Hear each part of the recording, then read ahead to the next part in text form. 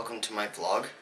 My name is Tyler Buyback, or as I like to be called when I'm playing games or when people talk to me. My nickname since about, I don't know, grade 7 has been T-Bibes. So this is my blog, T-Bibes Era. It's my time to talk about anything that I have on my mind. So just to give you a little bit of background about myself, my favorite pastimes are snowboarding, which actually I'm about to go and do after I'm finished with this. But so my favorite pastimes are snowboarding, basketball. I even have my snowboard up here in the corner. It's quite nice.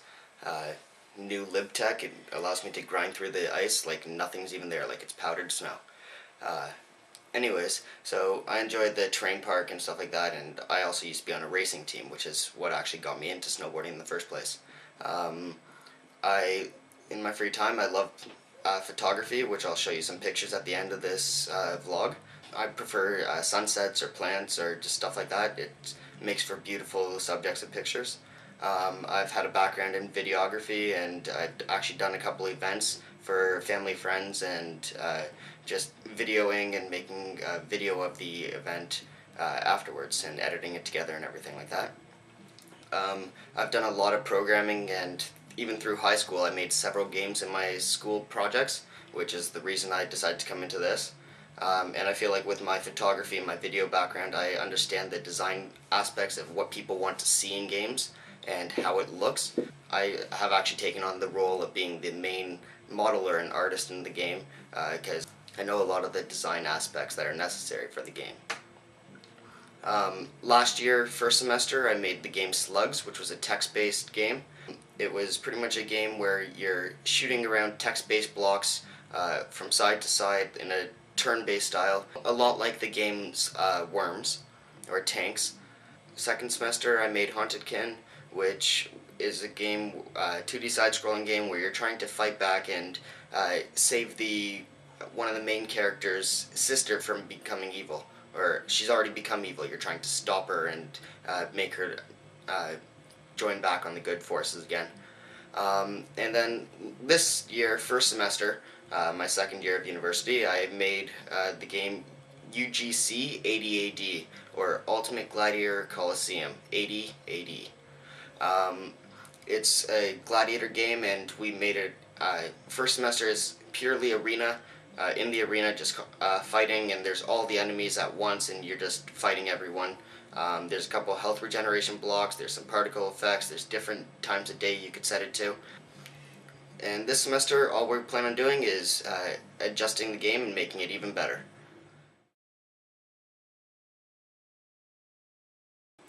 This semester, we plan on using a lot more shaders to improve our game and make it look a lot better. We're going to use more shaders and better texturing effects. That way it requires less poly count, and we can actually use bump mapping and normal mapping to make everything look better, add the shadows, and we'll improve the looks. That way it looks more believable also.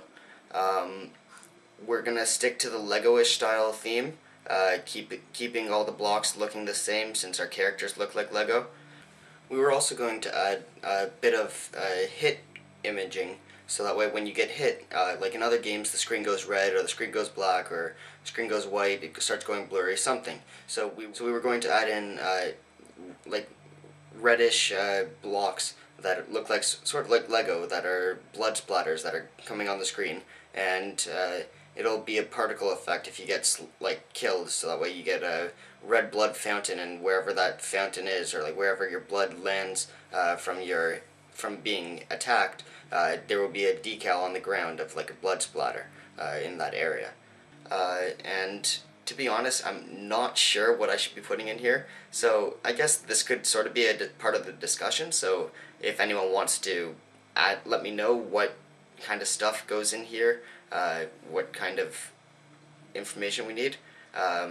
Just so that way I didn't have nothing, I decided to start something that I would like to call the Review of the Week. My favorite game growing up has always been NHL, and NHL 2004 was the very first NHL game that got me into them. Over the years, they've gotten 10 times better, and the physics engines have improved.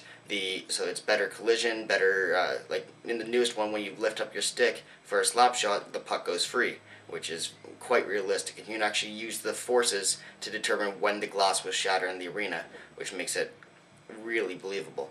I decided to review the games from NHL 2004 till NHL 2012, just to show you what the differences are and like how they've sort of changed over the years. The main thing I've noticed is that there's lots of light sources that are drawn in the stadium.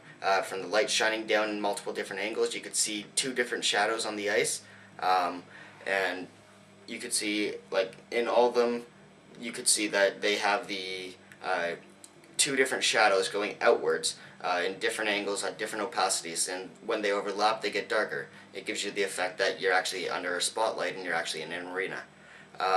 On the ice, you could see all the reflections in the ice, like of the lights and even of the characters, if you look at the highlighted areas. And pretty much they've had very low poly counts, and you could see that in the edges of their structures. In 2000, from NHL 2004 till NHL 2012, they have slightly gone up in poly count, so that way it has become better quality, because they now know how to deal with the engines better and the graphics and keep it still processing at a high rate. In the newer games, starting in NHL 2010 through till 2012, they've had more uses of shaders, and you can see this in the fight scenes, where as they get in the fights, if you get punched by the opponent, the screen starts going with a black outward shadowy shader, and it had a light punch in the middle of it, like literally made of light. However, as you get to the newer ones, like through NHL 11, NHL 12, you get all the better effects, and you can see that in this picture right here. You get the full light punch, and you see the screen starting to shade. It makes it look like you're actually been punched. So anyways, that's all I have for my review of the week. So tune in next time for T-Bibes Era.